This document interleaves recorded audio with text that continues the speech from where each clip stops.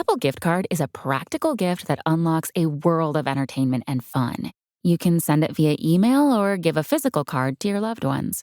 Your friends and family can spend it on their favorite Apple services, including Apple subscriptions. Apple Gift Card can be used to buy all things Apple: products, accessories, apps, games, movies, TV shows, iCloud Plus, and more. Visit apple.com for details and to send Apple Gift Cards to your friends and family this holiday season.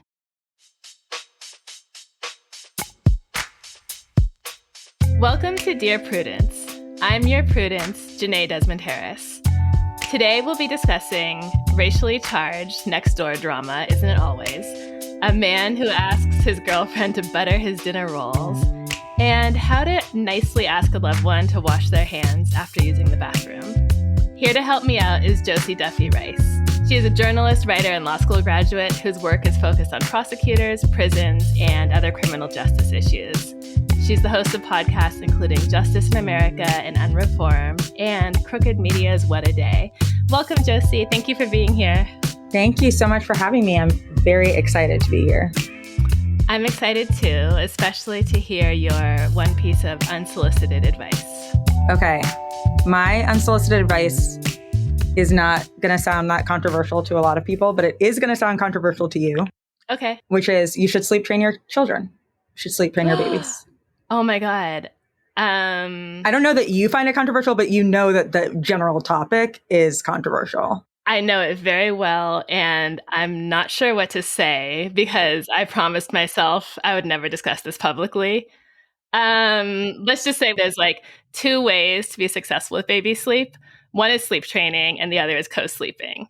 So yes. My baby sleeps with me. Yes. I think that I think is fine. Yeah. So I get amazing sleep. Everyone gets amazing sleep. I'm a huge sleeper, and I just knew that my mental health would tank if I wasn't getting sleep, which is also obviously the reason people choose sleep training. I think the miserable middle ground is not sleep training, but not co-sleeping. So you're like getting up, walking down the hall, patting, picking up, following all these insane rules.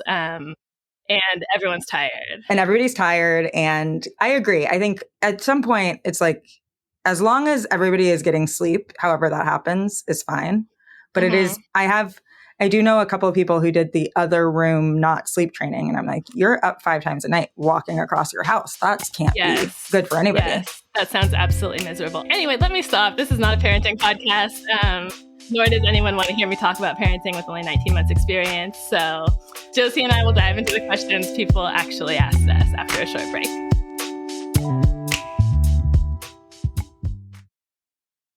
Can't get enough Dear Prudence? Then you should definitely join Slate Plus, Slate's membership program. You'll get to hear me answer an extra question every week just for members.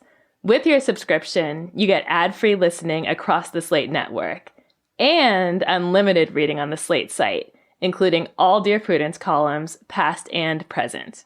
Go to slate.com/Prudie Plus to sign up. It's just $15 for your first 3 months. Again, that's slate.com/Prudie Plus. Picture this. You're sitting at your Thanksgiving dinner and you surprise your family by starting an argument, discussion, in a new language. Start today and get ready to say "pardon my French" at Thanksgiving dinner, because with Babbel, you can start speaking a new language in just 3 weeks. Personally, I love how easy it is to just pick up the app lessons wherever you left off if you get distracted like I do. And if you're like me and you're embarrassed about your terrible accent, it's nice to be able to practice ordering food or asking for directions in the privacy of your own home before you try out your new skills in real life. Why Babbel? Because it works. Studies from Yale, Michigan State University, and others continue to prove Babbel is better. One study found that using Babbel for 15 hours is equivalent to a full semester at college.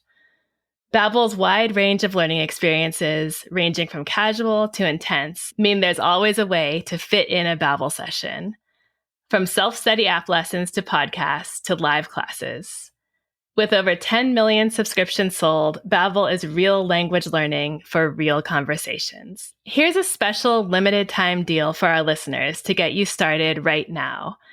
Get 55% off your Babbel subscription, but only for our listeners at babbel.com/Prudie.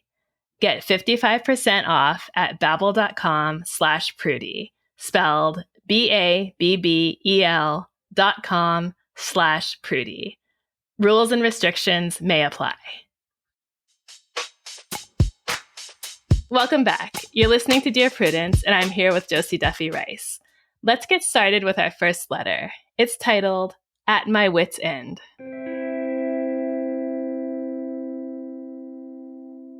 I recently married my partner of 5.5 years. Truly, it was the best day of our lives, but there was one thing that I had been dwelling on in the last month since our wedding. My husband's 2 younger brothers, both mid to late 20s, gave best man speeches. The middle brother's speech was incredibly heartfelt and sweet, while the youngest brother's speech, however, was not.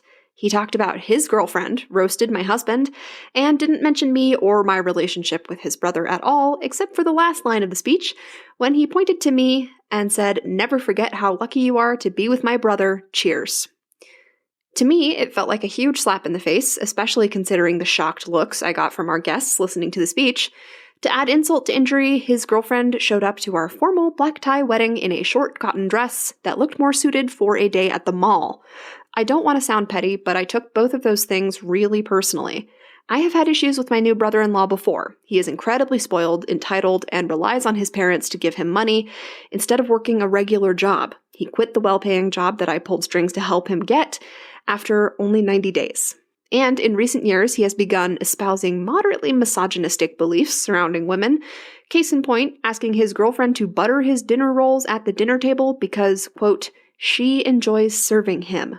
And quoting Jordan Peterson regularly. He never helps, and when I visit, it's usually me and my husband doing the cooking and cleaning. He has also been insulting and condescending toward me about religion and politics. My husband does not have to deal with this at my family's house. My family adores him and treats him as an honored guest who they love. My in-laws definitely don't treat me like that, but I think some of it may be cultural given that I am Mexican and my husband is white. Despite this, I very much love my in-laws and know they love and respect me. Because of my great relationship with my husband's other brother and their parents, I've always kind of ignored the issues with his youngest brother. But I am incredibly hurt about the wedding speech because of how public and embarrassing it was. In my haze after the speech, I told his brother that I loved his speech, and I really regret doing that now. I guess what I'm asking is, how do I move forward here? Should my husband address this with his brother? He's offered, but honestly, he's not great with conflict, and I'm unsure how to direct him. Usually, I ignore issues with his brother and privately gripe with my husband, but I really feel like I'm going to snap at him at the slightest thing the next time I see him.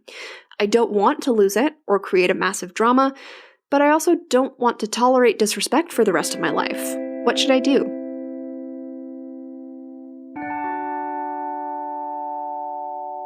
Okay, so I want to start with the wedding toast piece of this. Mm-hmm. I like to give people a lot of grace for a bad wedding toast. I agree.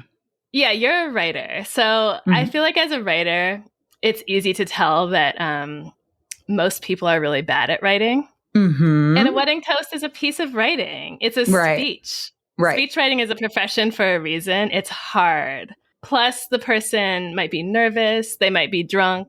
I tend to go easy on people when they do a bad job, including making jokes that aren't funny and forgetting to talk about one of the members of the couple that's getting married. I just think it happens, and that can be forgiven. I totally agree. And I would also say, like, it's only been a month since this wedding, and that is not enough time to decide whether or not you can get over this. Like, it might be annoying now, it might not be annoying in a year, or like a lot less annoying. I genuinely, like, this guy sounds like kind of an ass, but but I too am sort of like, the wedding thing, not only do I think most wedding speeches are not that great, and so if you get one good one, that's good. And it seems like they got one good one. But also I am sort of like, it doesn't sound like she expected him to be really heartfelt, because he doesn't sound like a really heartfelt guy. And so at that point, I feel like if you have high expectations for a speech, you should either, that probably wasn't your best call anyway, to have high expectations, or give some guidance, you know? Be like, I would like you to do X, Y, and Z during the speech, if that's what you want. Yeah. But I mean, then we'd be getting a letter from the brother talking about, oh my God, this woman is micromanaging my wedding speech, and he'd probably still do a bad job. Totally. Yeah, I agree that it sounds to me like this speech is not the main problem and not anything that requires a confrontation, but rather a symptom of this guy being a shitty person. A larger personality defect. Yeah. So I would say no conversation about the speech. You got to let it go. Same with the black cotton dress. I'm sorry. The dress, you definitely got to let go. And you're coming out of a phase of wedding planning and planning for your big day and having it be all about you. And I think it's easy to get into the mindset that these things are really, really, really important, because your wedding might become the center of your universe. But it's just a day to everyone else. And people are just having their Saturday and doing their best and bringing whatever personality or style flaws they may have to your space. And I think with some time, it will start to feel less offensive. That said, I think the brother-in-law does sound like a jerk. And my advice to the letter writer would be to sort of pull apart the things he's doing that show that he just has bad taste in podcast or has a bad worldview or is unpleasant from the things that he's doing to you. Exactly. Yeah. That was also my thought. Yeah. So she says he's been insulting and condescending towards me about religion and politics. To me, that's the only line in this letter that's actionable, right?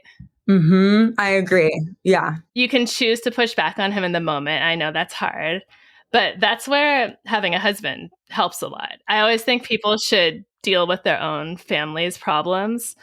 So have your husband step in and defend you here, whether that's preemptively going to the brother and saying, we're getting together and I want you not to say XYZ to my wife, or by saying, hey, leave her alone. That's really offensive when you're all together. Your husband can do a lot of the work here. Right. I totally agree. And I also think the bottom line here is you do not get to choose your family, and you especially don't get to choose the family you marry into, or like nobody wants to have an in-law that they don't like, but lots of people have at least one in-law they don't like and don't really get along with and have different political views or whatever it is.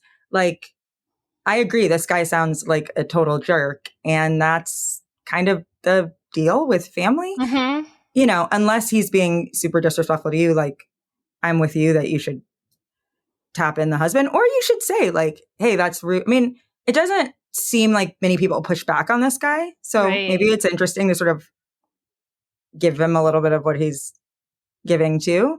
But I don't think the right response is like anger or sit down and talk about how he is with his girlfriend, or like none of that is really your business. Truly. Not at all. And it's only going to create huge family drama and probably a lot of conflicts that will be hard to untangle yourself from if you even get involved. There's the question, how can I avoid snapping at him when I still have to be around him in his gross ways? I think part of that is what I said before, deciding what are the things I'm going to speak up about or ask my husband to speak up about. And with everything else, just his being a weirdo, his being kind of a misogynist, asking his girlfriend to butter his bread, talking about stupid podcasts. I always enjoy just having someone outside of the situation, a good friend who I'm like kind of texting with the updates and the complaints, So that changes you into a victim to someone who's gathering material to share with your friends. So it almost becomes entertaining, and it allows you to separate yourself from what he's doing and saying and just become an observer. And you're almost slightly benefiting when he does something awful because you're sending it to the group chat and everyone is giving you great reactions and memes and laughing about it. Totally. I wonder if maybe part of the reason she's upset is actually about her husband and the rest of the family, like sort of loses respect for them that they let this guy get away with that, which I could see and I understand. I mean, I know that feeling of being in a social, like a dynamic where you're like, how come this one person has all this leeway, or like you guys, but families are complicated, and there's probably 30 years of background here that she missed or they missed. And it, to me, I'm like, you got to pull this apart. Who are you really upset with? Right. Is it who that you're really like upset with? Yeah. Cause I feel like maybe it's like, I'm annoyed that my husband is just sitting there listening to his brother talk about Jordan Peterson and not saying anything. I Like, didn't even he's an think about asshole, that. you know? And it's probably especially sensitive because she's just committed her life to her husband. Totally. So she's Totally. looking at him with almost more scrutiny. This is the person I have to be with forever. Right. And he seems fine with this stuff that I find really awful. Right. Well, you've already tied the knot. So, I mean. Right. You've done it. Also, like, I feel like there was a few years there where the tone was sort of like, go to holidays and tell your family, like, fight with your family about politics and, like, fix their view. And I'm of the mind of, like, if you see someone a couple times a year or whatever, like, you don't need to try to fix them. Yeah, I don't think you need to go out of your way to get along with them if you don't want to get along with them, or if their views make you not want a relationship with them or not value them as a person. So, I mean, there were also the years when it was, oh, everyone, you need to sit down and not talk about anything controversial so that you can maintain ties with your family members who hate everyone of a different racial background. And that's not important. The important thing is the turkey and mashed potatoes. Right. I don't agree with that either. So, I mean, if the husband was willing to speak up and say something, I would support that. And I think that would make him a great husband. Right. If he's not, I think she's just going to want to kind of detach from the situation. And again, identify those things that are actually being done to her and defend herself and just realize the rest of it is not her problem. Yep. Okay. Our next question is titled Next Door Nightmare. I want to ask about something that happened a while back in my neighborhood. On the night of Halloween, a woman posted a video on Nextdoor of a minor taking a bowl full of candy under her arm and running away from the porch. The woman was requesting her and her roommate's bowl to be given back. My initial concern was that we were posting videos of minors, but the comments to follow seemed to me to be racist and completely out of line. This minor is a Black female, maybe 16 years old. It's hard to guess her age because she's dressed up for Halloween. The first comment was, "What a shameful, greedy little hussy." And I hate to say it does not get better. "Looks like a hooker," for example, is a few comments down. Most comments refer to her as a thief. People go as far to say the video should be reported to the police and local high schools and that she may already, quote, be on their books. To me, it seems the outrage does not fit the crime. So I left a comment of my own to which maybe 2 people seemed to agree. I said, "These comments are out of line. She is a child. I imagine if her mother does see this post, she'll be more inclined to protect her child from these outrageous remarks than she is to replace a bowl.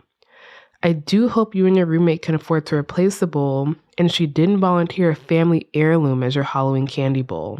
Most reactions to my comment say she is not a child and she is a thief. The author of the post replied, "She is not that much of a child. Look at her hair and outfit. Not sure that is an appropriate, quote, costume for a child." I really hate all the comments suggesting taking this video to the police. Part of me thinks my comment doesn't even hit the surface of how racist and wrong the other comments are. Am I wrong in believing this is a harmless mistake made by a child? Isn't adolescence considered childhood development? So I picked this question especially for you. I was about to say this question is very up my alley. Yeah, it's very up your alley because I know you think a lot about crime and punishment and what people deserve and what are the alternatives to the way we treat people who break the rules. What stood out to you when you read it? Well, I mean, number one, this is the most classic Nextdoor situation ever, which is like you start to realize your neighbors are monsters. Yes. Like you are like, oh, wow, I didn't know that you had, you would call for the death penalty for like a kid. Like just people are really crazy on Nextdoor. So I feel like that's part of this. But, it is really fascinating. Like people are so quick to jump to let's get this person arrested for a bowl. And I bet it's annoying that someone takes your bowl when you like leave. Like, I can see why that would be frustrating. Right. And bothersome. But racism just limits people's imagination so drastically that they just immediately go to like, this person is probably, you know, a hard-won criminal and Right. She's needs to not a be locked up. child. Yeah. Right. She's not a child. There's weird sexual undertones. Totally. That have nothing to do with what happened. And yeah, people always want to get the police involved. It's really fascinating to me. I think and I read my local Nextdoor daily. Nextdoor is just Twitter and TikTok for old people. 100%. And like all social media, it can be a really interesting and really disturbing window into the way people think. And I feel like there are these debates that always pop up daily, weekly on my Nextdoor. So it's kids are monsters and society is falling apart versus kids are just being kids. This is something they fight about all the time. The second theme is a Black person was seen in the neighborhood and everything they do is viewed with suspicion and fear. And other people are saying, well, would you react the same way to a white person in the neighborhood? And third is, this is huge. People should be publicly shamed versus people should not be publicly shamed. Yeah, this comes up whenever there's because everyone has a doorbell camera now. So people are always posting footage of people who've done something wrong. In my neighborhood, they even post a middle school boy who's not following the rules of the road on his bike. Oh my gosh. Like, get a hobby, people. Yeah. And this letter is just at the intersection of all of those things. Yes. All of them. Totally. So long story short, letter writer, I agree with you. I think you're right. We're on your side. If that's all you need to know, I vote for you in this situation. Do you think there's anything they should do, or have they already done it by kind of just getting on the record with their perspective? Yeah, I mean, this is one of those things where I'm like, what would a sane person do and what would I do? Because I would respond to every comment and be posting stats and asking questions and asking people if they ever shoplifted when they were a kid. I just would be trying to have people recognize their own hypocrisy, which is a fool's errand in a lot of times. But, I think one thing that's really valuable about Nextdoor is that it is kind of just a record of all of these interactions. And so it's good to remember who says stuff like this. The one that I keep thinking about is that in my parents' neighborhood, there was someone a couple of Black kids who are driving around with a truck of mulch, who are like offering to mulch, like put mulch in people's like front yards. And there was a post that was like mulch salesmen who don't look like mulch salesmen are like on that. It's like, what does a mulch salesman look like, dude? Right. It's like a couple of teens and like they have mulch in their truck. Like, it's not, I mean, if you're not a mulch salesman, this is a really long way to go to like pretend to do this. And, and so reminding people like next time something happens and they are calling for a break for the kid who doesn't look like this, or like it's their own kid or whatever, to be able to be like, hey, remember when you, like to be able to kind of connect people's immediate instincts in ways that make them realize how they treat people differently. But yeah, I mean, there's probably not much more to do than say like, this isn't a big deal. Although I do think naming the race part doesn't seem like she named race. And this is about race, because if this was like, whatever, a young white kid probably, or whatever, or imagine it's a 10-year-old white kid or something, or like you're probably not going to say that they're a criminal. There's this idea that if you're like a teen, you're secretly an adult. Right. And that's so it's true. Just not true. It's really just what they always say in my neighborhood too. Anytime anything happens, and the storyline closest to this would be that people have a lot of lemon trees, and they'll sometimes put out a basket of lemons and say, take one to the neighbors, and then get mad when someone takes 10. Right. Right. Which is like, this is what, I mean, that can happen. You just have to, I mean, the other thing is people really like to be like, to self-cop. They really like to just feel like they are the neighborhood patrol. And I'm like, get over it. Like, not everybody's going to follow your rules. Yeah. It's disturbing. In my neighborhood, the comment that always comes up, whether it's, I'm not going to lie, there are some more serious things. A lot of people's catalytic converters have been stolen in recent years. But whatever happens, whether it's too many lemons taken, people leaving dog poop in other people's trash cans, there's always a comment that says, what do you expect when you defund the police? Oh, of course. No, they love to pretend like the police just don't exist anymore. Yeah. And then when you're like, but they have more money than ever, it's just silence. Yeah. And then the next comment is, well, I guess they would learn if, everyone had a rifle and, shot at intruders. Oh, yeah. So that's where it gets kind of upsetting. Totally. And again, it's a realistic window into the way your neighbors think.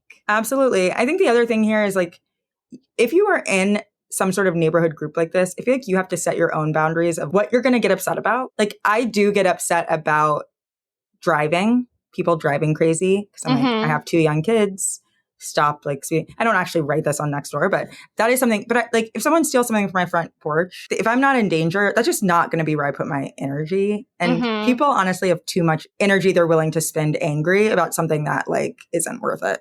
Right. Well, I appreciate you for being the person who goes and argues with each comment. I don't do that, but I go and heart the responses that I like. So I do think it makes a difference to keep speaking up. You may be changing hearts and minds, or you may just be letting people know that not everyone in the neighborhood thinks the same way. And that could be meaningful to someone who's reading who you don't even know about. Yeah, agreed.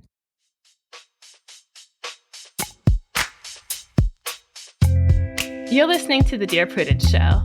And when we come back, we'll be reading more of your letters. Stay with us.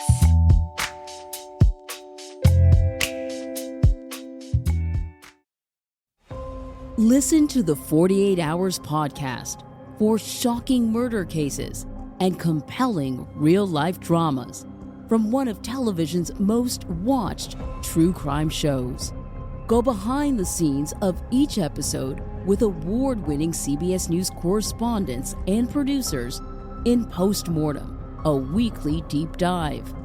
Listen to 48 Hours wherever you get your podcasts. Toyotathon is on, so stop in and get a great deal on a rugged new Tacoma or Tundra, ready to tackle the toughest weather. Find out more at buyatoyota.com. Hurry, Toyotathon ends January 2nd. Toyota, let's go places. Welcome back to Dear Prudence. I'm here with my guest Josie to answer your letters, and the next one is titled Cheating Dad.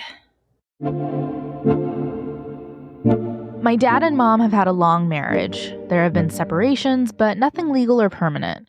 I came into this world after one of them. Recently, I was scrolling through the people watching my Instagram stories that were not set in private. I kept seeing one girl I do not know in real life who was regularly watching them. Her account was occasionally set up in public so I could see her posts. There were several that were of her and my dad together and her after they seemingly parted ways. My parents weren't separated during those times. I can't say I am shocked, but this stung hard. What do I do with this information? Get more from her in hopes there's an explanation? Confront my dad? Tell my mom? I took screenshots, and luckily I did, since her account is now set to private. Can you guide me here? This is killing me. My dad, who is often away on weekends, working, is obviously cheating on my mom, who I suspect knows nothing. Or maybe she does and doesn't care. So this fact pattern, someone's cheating and I know, do I tell the cheating victim, is so common in my inbox, and I probably should have a consistent approach to it, but I don't. Do you have like a general rule or policy when it comes to the situation? It's funny because I was just thinking, like, this is so different than other situations like this. I think that if this were a friend and I looked and I saw her husband with some girl on, I would call her immediately. Right. I think that if it's your parents, I think the answer is to talk to your dad first. Okay. I think. Talk to the dad and say what's going on, or say, I know what's going on. You tell her first or I'll tell her. I think the latter one. Yeah. Okay. Or I know that this happened, or tell me the truth. I think the complicated thing is that I think a good question for the letter writer is like, do you really want to know? Right. Actually. And does your mom really want to know? That's the tough thing. That's one of the thoughts that always comes into my head, is that I tend to wonder whether people who are in relationships where there have been multiple breakups or perhaps past instances of infidelity, have they decided to turn a blind eye to what's going on? And are they just living peacefully like that? And would they actually not want this information? Yeah. But then people always point out if someone's cheating and they're having sex, the other partner is at risk for sexually transmitted diseases. I think they're now called sexually transmitted infections. So that's pretty serious. It can be pretty serious. Totally. I think the thing, too, is even if you want to know, do you want to find out from your kids? Right. Is a tough one. It's like, do you want, if this is not something, this might be something that your mom does not want you to be part of. And that gets really messy. Like, it might be embarrassing, or it just might be complicated. I don't think this is something I'd want my kids, breaking to me. And then also, yeah, in this day and age, you never know who may be in an open relationship. You never know. And also, like you said, some of this is generational too, like stuff that would maybe not be okay with us. I mean, who knows? You don't know anybody's marriage is really a big part of this. You just don't know anybody's marriage, even people you think you really know. Marriages are complicated. People are complicated. Long marriages are messy. Like, it just feels to me like the burden here is on the father. Right. Not on the kid to like navigate, and not on the mom to, the burden here is on the dad. Also, like, stop being messy. Why are you on some girl's Instagram account that's open? Like, get it together. And the girl too. Yes. I mean, if she is cheating with this man, isn't that enough? You have to put it on the internet too. Right. And clearly something because you're out here on his daughter's Instagram. Another wrinkle is that it's totally possible he's telling her, oh, my marriage is completely over. We're just roommates. Right. My wife doesn't care at all whatsoever. She has her own stuff going on. So there's just so many possibilities. I think I do come down on bring the evidence to your dad, see what he has to say, see what kind of a feeling and a vibe you get from it. And if you think there is something going on, you get the feeling it is a secret from your mom, encourage him to tell her or threaten that you will, I think. I think that's right. I think also saying to your dad, like, this messes up our relationship too. This is not actually just, like, this affects our relationship. And like, now you've put me in a tough position where I feel like I'm keeping something from my mother, which is not fair to me. Like, this is a lot to ask of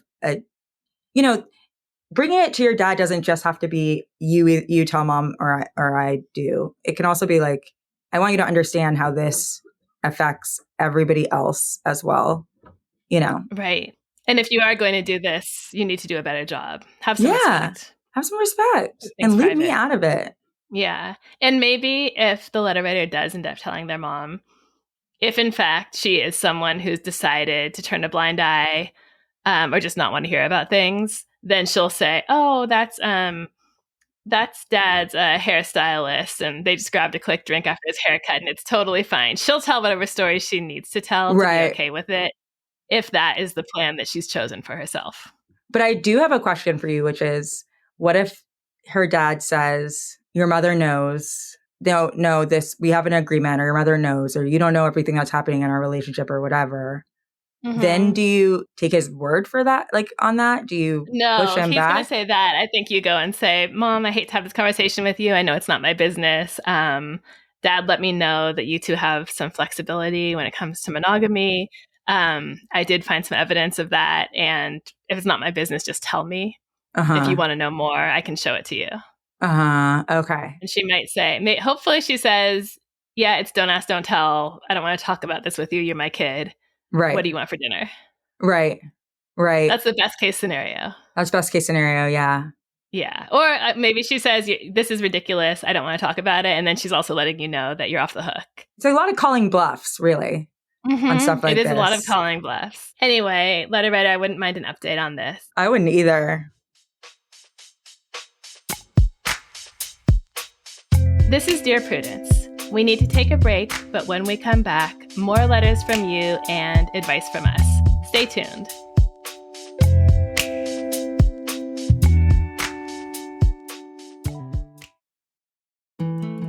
We all need advice sometimes. Right? Someone to say, I get it. I've been there too. But often it's hard to know where to turn, which is where we come in. Hi, I'm Carvel Wallace.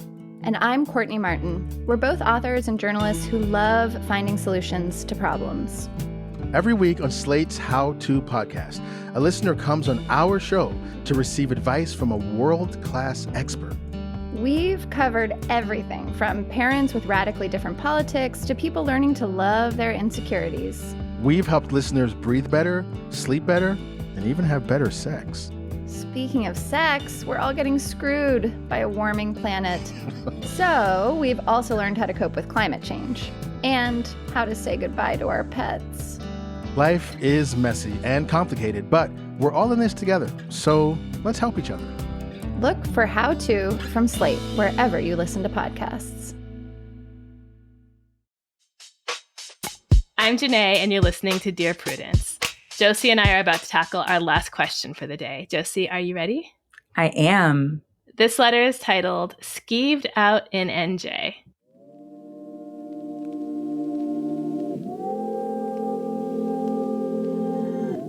My mother-in-law is a very tidy-looking person and wears clean, hip-looking clothes and does her hair nicely and nice makeup. Her home is generally immaculate. There is one incredibly repulsive and mystifying habit about her that I get upset about. It's gross. She doesn't wash her hands after using the bathroom. I have said things like, "Can you confirm our hand soap is full?" Or, "How did you like the guest towels we left out?" Or, before she's gone into the bathroom, I'll call out, "We just put out fresh hand towels." She hasn't gotten the hint. It's very disgusting to me. How can I get her to wash her hands? It's such a weird thing to ask a high-functioning adult to do.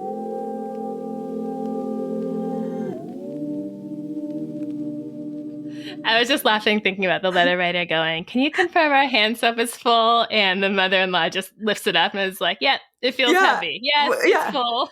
Also, after a couple of times of hearing, "We just put out new hand towels," aren't you like, what is with her and the hand towels? I think as a mother-in-law, I'm like, what is your deal?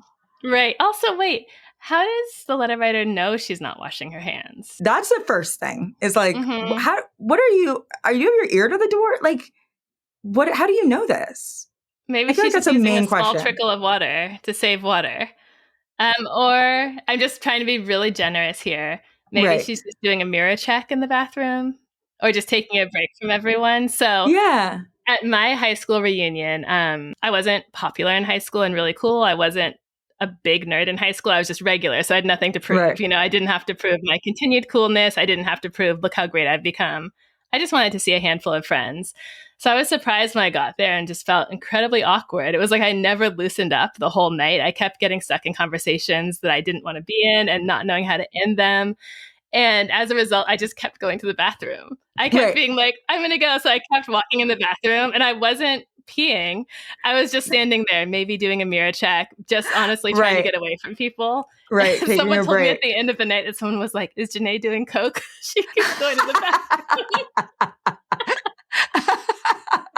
That's incredible. I say all that to say, I'm just trying to be generous. Maybe there's something else going on. There's not the germs involved that you think are involved every time she goes in there. I agree. I think it's a little weird to know how often people are washing their hands. I just feel like it takes a lot of like surveilling people's bathroom habits in a way that I'm like, that's a little much. Yeah. Also, it's not clear to me, like, look, obviously everybody should wash their hands after they go to the bathroom. But this is not a situation where she's like, she's cooking all our food or like, I'm sort of like, why on earth would you tell your mother-in-law that she needs to wash her hands? Like, I'm uncomfortable that you don't wash her. Like, that to me, I'm like, that's not you. If anybody's going to say something, it needs to be your partner, not you. Oh, that's really true. That's really true. So I was trying to decide how big of a deal is this as I read the letter.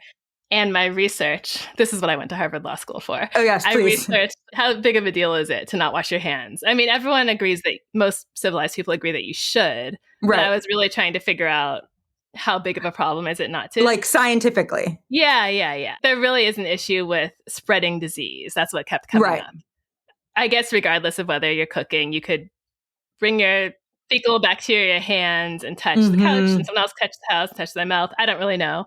But I guess it is objectively problematic. But that said, if people haven't been getting fecal bacteria-borne illnesses, and she's been doing this for so long. Right.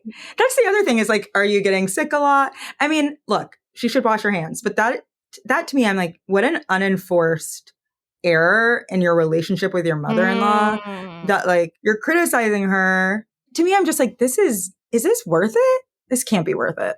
I don't think it's worth it. I would say if you're at dinner, maybe keep the old pandemic tradition going and pass around a hand sanitizer before she starts using the salad tongs and getting near food. I guess just try to minimize the harm. Think about what the real issue is beyond just the mental gross out. And the real issue is her bacteria from her hands getting in someone's mouth.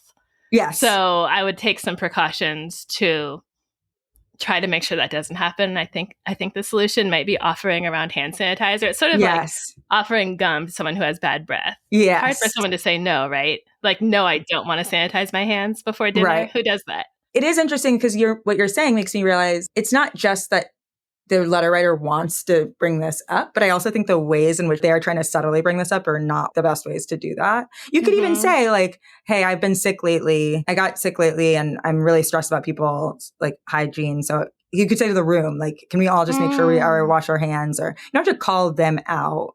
Right. That's a great idea. And then probably I assume that like that would be a reminder. And maybe a little cute sign in the bathroom. I feel like they would have something at Home Goods in the back section. Yes, exactly. Especially if it's at your house. Yeah, at your house, you could be like, please wash your hands to, you know. Yeah. Like, but, you know, I just don't feel like you have to make it so direct to this person who you are going to have to deal with until they die. Right. I don't want to minimize the gross out factor, but I do think you should pick your battles. And this should not be one that you decide to take on directly. Absolutely. Okay, those are all the questions we have for this week. It's been fun and hopefully helpful. Thank you so much, Josie. Thank you so much for having me. This is great. Listen to more of Josie on Crooked's What a Day, as she and her co-host break down the biggest news of the day and share important stories you may have missed. New episodes are released Monday through Friday, 5 a.m. Eastern. You can also follow her on Instagram and Twitter at Jenée Duffy Rice. Do you need help getting along with partners, relatives, coworkers, and people in general? Write to me. Go to slate.com/Prudie. That's slate.com/PRUDIE. The Dear Prudence column publishes every Thursday. If you'd like to hear your question answered on the podcast, we are looking for letter writers who would be comfortable recording their questions for the show. You can stay anonymous. Dear Prudence is produced by Sierra Spragley Ricks with a special thanks to Maura Curry. Editorial help from Paola De Verona. Daisy Rosario is senior supervising producer, and Alicia Montgomery is Slate's VP of audio. I'm your Dear Prudence, Jenée Desmond-Harris.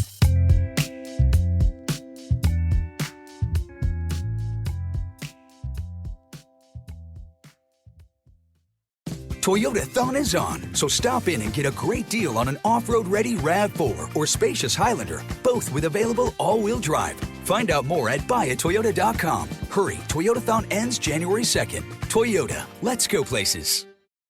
Toyota Thon is on, so stop in and get a great deal on a rugged new Tacoma or Tundra, ready to tackle the toughest weather. Find out more at buyatoyota.com. Hurry, Toyota Thon ends January 2nd. Toyota, let's go places.